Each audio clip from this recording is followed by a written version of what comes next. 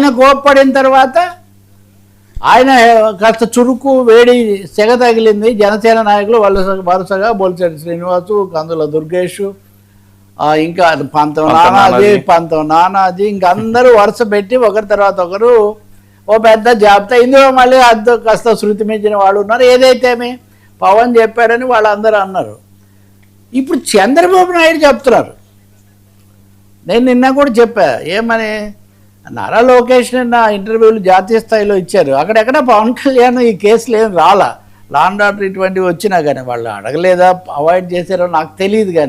కానీ తెలుగుదేశం వాళ్ళ విషయం మాట్లాడలేదు అని చంద్రబాబు నాయుడు మంత్రులను మందలించే పరిస్థితి ఎందుకు వచ్చింది? ఖచ్చితంగా పవన్ ఒక విధంగా ఒంటరిపాటు అయ్యారు, ఒక విధంగా ఏకాకి అయ్యారు. ఒకవైపునేమో కాపు రాజకీయాలు ప్రతి వ్యూహాల్లో నేను వాళ్ళ కోసమే పెట్టానని ఆయన అంటే, ఆయన ఒక కులానికే పరిమితం చేయకండి అని మంత్రి దుర్గేష్ అంటే అక్కడ ఒక విధమైన ఒంటరిపాటు. ఇక్కడ మంత్రివర్గంలో చూస్తే ఇదొకటి. ఎందుకు వచ్చింది ఈ పరిస్థితి? నిజంగా ఎవరు సొంత పార్టీ వాళ్ళే ఓన్ చేసుకోలేదని ఆయన చెప్తుంటే, సొంత మంత్రులే ఓన్ చేసుకోవట్లేదు. ఆయనేమో హోంమంత్రిని ఓన్ చేసుకోవట్లేదు. హోంశాఖ మంత్రిగా నేను ఉండే పరిస్థితి ఇలా ఉండేది కాదని ఆయన కూడా నేను ముఖ్యమంత్రికి చెప్పకుండానే చేస్తాను, వేదిక మీదే చెప్తాను అన్నారు. మీరు చూడండి, నేను ఇవేమీ ఇందులో ఒక్కటి కూడా కల్పితం కాదు. ఇవన్నీ బహిరంగంగా ప్రత్యక్ష ప్రసారాల్లో లేకపోతే అధికారిక కథనాల్లో కనిపిస్తున్నవే.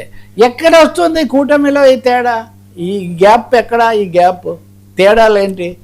రెండవది, పవన్ కళ్యాణ్ వ్యవహరిస్తున్న తీరు, మాట్లాడుతున్న తీరుతో తెలుగుదేశం నాయకులు ఏకీభవించలేకపోతున్నారా? ఆ స్థాయిలో అలా మాట్లాడితే సరికాదని వాళ్ళు అనుకుంటున్నారా? వాళ్ళు మాట్లాడని ఇంకోటి కూడా చూస్తాం మనం. మంత్రివర్గ సమావేశంలో అమరావతిలో చాలా హోటళ్లకు భూములు ఇవ్వాలి, పన్ను రాయితీలు ఇవ్వాలని ముఖ్యమంత్రి అన్నప్పుడు జనసేన మంత్రి నాదెండ్ల మనోహర్, ఇది వేరే రకాల కారణాల వల్ల వింటుంటాం, ఆయన ఏమంటే మనం వేరే విధమైన ఇది ఇస్తే చాలా మంచిది, కానీ ఇలా పన్నులు మినహాయించడం అయితే అంత మంచిదా కాదా అని ఆయన ఒక సూచన కూడా చేశారు. మనం ఏమి ఇవ్వకపోతే ఎవరు వచ్చి హోటళ్ళు ఇక్కడ పెడతారు, ఇక్కడ అభివృద్ధి ఎలా జరుగుతుందని చంద్రబాబు గారు కొంచెం దాని మీద క్లాస్ స్పీకరు. ఇట్లాంటి వార్తలు మనం చూస్తున్నాం. If you go back a little, Lulu మాల్కి ఇవ్వాలన్నప్పుడు పవన్ కళ్యాణ్ ఇదే విధంగా కొంత అభ్యంతరం పెట్టడం అప్పుడు జరిగేది, కానీ అది కొనసాగింది. ఇప్పుడు విశాఖపట్నంలో కూడా వరుసగా భూములే నిన్న అయితే ఒక జాబితా పై నుంచి కింది వరకు దండకంలాగా. కాబట్టి ఇవన్నీ చూస్తే కొంత గ్యాప్ ఏర్పడినట్టుగా స్పష్టంగా కనిపిస్తుంది. ఒకరినొకరు ఓన్ చేసుకోవటం లేదా, లేక ఈ స్థాయిలో ఈ విధంగా మాట్లాడితే దూరం అవుతాము. ఎందుకంటే పవన్ కళ్యాణ్ మొన్న పదే అన్నారు, ఏం అట్లా చేస్తే కాపులు ఓట్లు లేరా, ఇట్లా చేస్తే ఓట్లు పోతాయా, ఇవన్నీ ఆయన కొన్ని ఛాలెంజెస్ విసిరారు. నిజంగా అలాంటివి ఏమైనా ఉన్నాయా? రెండవది, వైసీపీ వాళ్ళు ఈ విషయంలో దూకుడుగా ఉన్నారు కాబట్టి మనం కూడా ఆచితూచి ఉండాలని వీళ్ళు అనుకుంటున్నారో తెలియదు. ఏదైనా కానీ ఉప ముఖ్యమంత్రిని సమర్థించండి అని ముఖ్యమంత్రి మంత్రులకు చెప్పిన అంశం రావడం అన్నది మటుకు కూటమిలో ఉన్న ఒక విధమైన గ్యాప్ను తెలియజేస్తుంది.